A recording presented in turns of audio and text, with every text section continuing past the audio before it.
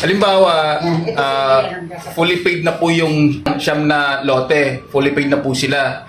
Gusto na po nila silang magpatitulo ng individual. Ano pong proseso doon, engineer? Hintayin ko muna yung approve na plano. Tsaka lang tatakbo yung pagpapatitulo. Yung hatian naman yun, by portion po yun kasi hindi naman naidaan sa DSUD.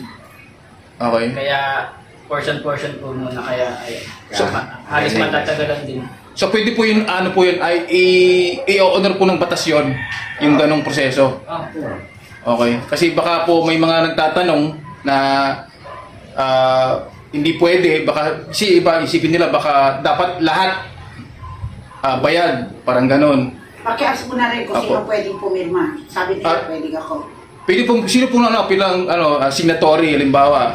Yung may hawak ng SPA. Okay. Galing dun sa owner mismo. Okay. Ano yung pangalan mo, engineer? Engineer? Irada. Kenneth. Si Engineer Kenneth Irada. Okay.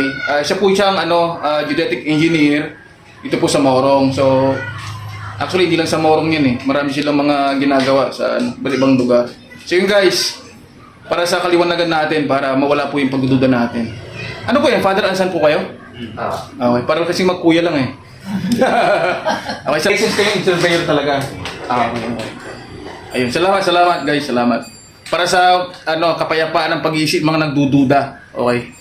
Kasi ibang linya natin, ibang linya nila, profesyon nila 'yan. Kaya dapat humingi tayo sa kanila ng advice. Okay, salamat guys. Thank you.